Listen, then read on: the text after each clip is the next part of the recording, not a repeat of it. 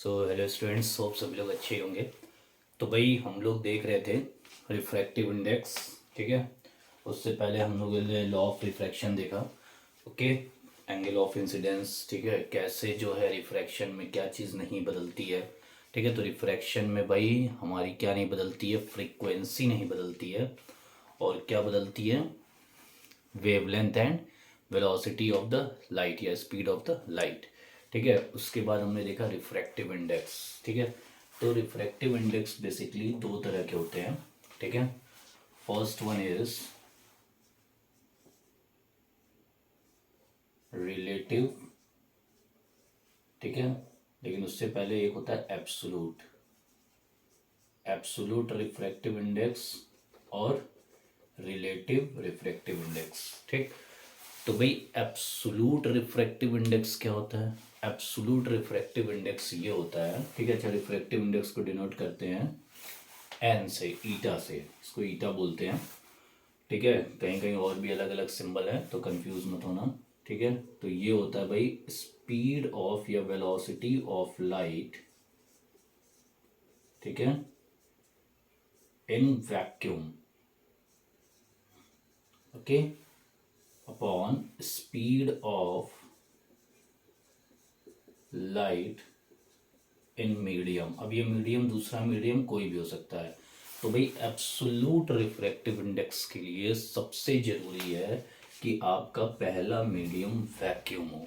ठीक है, सबसे जरूरी है पहला मीडियम वैक्यूम हो। अब कई बुक पे speed of light in air भी लिख दिया है, क्योंकि speed of light in air is approx equal to speed of light in vacuum. ठीक है, तो भाई एक वैक्यूम होता है 3 × 10⁸ और इसमें होता है 2.99 × 10⁸ जो कि हम लगभग बराबर मान लेते हैं।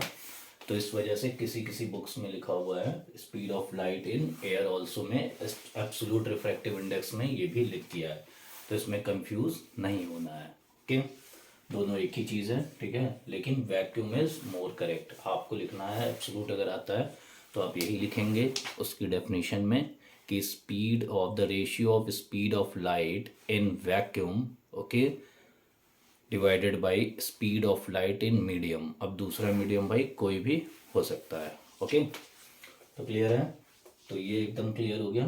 ठीक, अब किसी भी मीडियम का हम निकाल सकते हैं। जैसे मान लेते हैं कोई मीडियम है, ठीक है, उसका जो है उसमें जो स्पीड ऑफ लाइट है सपोज कर लेते हैं 6 × 10⁸ नहीं और कम 10⁸ है, मान लेते हैं 1 × 10⁸ है। तो भाई उस मीडियम का रिफ्रैक्टिव इंडेक्स होगा 3 × 10⁸। ठीक है, मीटर पर सेकेंड अपॉन 1 × 10⁸ मीटर पर सेकेंड, जो कि आ जाएगा 3। ठीक है, तो ये जनरली पॉसिबल नहीं है, क्योंकि भाई एक क्वेश्चन है कि सबसे ज़्यादा रिफ्रैक्टिव इंडेक्स किसका होता है। तो भाई सबसे ज़्यादा रिफ्रैक्टिव इंडेक्स होता है डायमंड का। ठीक है, ये मैंने जस्ट जनरली एक एग्जांपल दे दिया, डायमंड का होता है। और डायमंड का जो रिफ्रैक्टिव इंडेक्स होता है वो होता है 2.4, सबसे ज़्यादा। और अगर हम सबसे कम बात करें, सबसे कम रिफ्रैक्टिव इंडेक्स किसका होता है, तो भाई सबसे कम रिफ्रैक्टिव इंडेक्स होता है एयर का। ठीक है, ये 1.0001 समथिंग होता है। ठीक है, तो ये दो क्वेश्चन तैयार हो गए कि आपके भाई सबसे ज़्यादा रिफ्रैक्टिव इंडेक्स किसका होता है और सबसे कम रिफ्रैक्टिव इंडेक्स किसका होता है। ठीक है, ठीक है, तो जब भी हम रिफ्रैक्टिव इंडेक्स की बात करेंगे, बेसिकली हम एब्सोल्यूट रिफ्रैक्टिव इंडेक्स की ही बात कर रहे हैं। क्लियर है। रिलेटिव में क्या होगा कि भाई दो अलग अलग मीडियम होंगे, जैसे एयर से लाइट जा रही है वाटर में, ठीक है, वाटर से एयर में, या केरोसिन ऑयल से कहीं जा रही है, या फिर डायमंड से कहीं जा रही है, तो वो हम रिलेटिव रिफ्रैक्टिव इंडेक्स की तरह देखेंगे। क्लियर है। अब आता है कि भाई फ्री स्पेस का, ठीक है, रिफ्रैक्टिव इंडेक्स क्या होगा। फ्री स्पेस मतलब कि भाई, अच्छा देखो यहाँ पे एक बड़ी दिलचस्प बात है। ठीक है, reflective index of free space. ठीक ठीक, अब फ्री स्पेस का हो गया भाई, मान लेते हैं आपका C/V। ठीक है।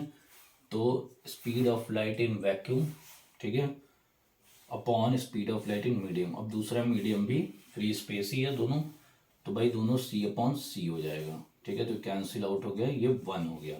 तो अगर आता है एग्जाम में कि refractive index of free space, तो उसका आंसर 1 होगा। अब यहाँ एक लॉजिकल डिस्कशन करते हैं कि भाई रिफ्रैक्शन कब नहीं होगा, जब दोनों मीडियम सेम हो, दोनों ही फ्री स्पेस है। अब एक तरफ बोला जा रहा है कि भाई यहाँ रिफ्रैक्शन नहीं हो रहा है, ठीक है, और एक तरफ फ्री स्पेस का रिफ्रैक्टिव इंडेक्स निकाला जा रहा है। Point to be noted. तो इसके बारे में सोच समझ के हमको आंसर देना कमेंट बॉक्स में, ठीक है ना। ठीक, तो ये हो गया, क्लियर है।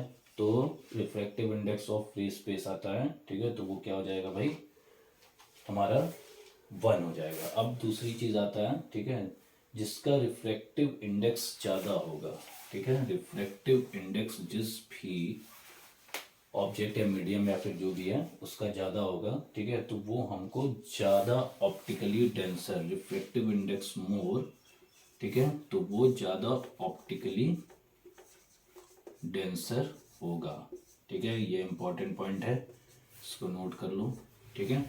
तो भाई रिफ्रैक्टिव इंडेक्स अगर ज़्यादा है तो क्या होगा, वो ऑप्टिकली डेंसर ज़्यादा होगा, ठीक है, कंपेयर टू उस मीडियम के जिसकी वैल्यू लो होगी, जिसकी रिफ्रैक्टिव इंडेक्स की वैल्यू लो होगी, ठीक है। तो यानी रिफ्रैक्टिव इंडेक्स मोर, ऑप्टिकली डेंसर मोर। यानी कि अगर पूछता है कि 2-3 रिफ्रैक्टिव इंडेक्स दे दिया और पूछा कि उसमें भाई सबसे ज़्यादा जो है ऑप्टिकली डेंसर कौन है, तो सबसे ज़्यादा ऑप्टिकली डेंसर वही होगा जिसका रिफ्रैक्टिव इंडेक्स सबसे ज़्यादा होगा। क्लियर हो गया। तो आई थिंक रिफ्रैक्टिव इंडेक्स का बेसिक कॉन्सेप्ट क्लियर हो गया होगा सभी लोगों को, ठीक है, किसी कोई दिक्कत नहीं होनी चाहिए, ठीक है। अब कुछ रिफ्रैक्टिव इंडेक्स है जो इम्पोर्टेंट है, जो आपको याद रखना है। जैसे एयर का रिफ्रैक्टिव इंडेक्स, ठीक है, 1.0003, ठीक है। उसके बाद ग्लास का, वैसे ये दिया रहेगा लेकिन फिर भी आप याद रख लीजिएगा, ठीक है। ग्लास का रिफ्रैक्टिव इंडेक्स क्या होगा भाई 1.52, ठीक है, 1.52, ठीक है। सबसे अच्छा तरीका क्या है भाई कि इसको 3.2 की तरह याद कर लें आप, ठीक है ना। फिर रिफ्रैक्टिव इंडेक्स ऑफ वाटर, ठीक है, refractive index of water 4/3, okay, refractive index of water 4/3, ठीक है। तो ये 2-4 हैं, ठीक है। और रिफ्रैक्टिव इंडेक्स ऑफ डायमंड, ठीक है, रिफ्रैक्टिव इंडेक्स ऑफ डायमंड आपका हो जाएगा 2.42, जैसा कि मैंने बता दिया, ठीक है। तो ये क्लियर हो गया होगा आई थिंक रिफ्रैक्टिव इंडेक्स, ठीक है। हम लोग नेक्स्ट क्लास में अपना रिलेटिव रिफ्रैक्टिव इंडेक्स डिस्कस करेंगे, क्लियर है।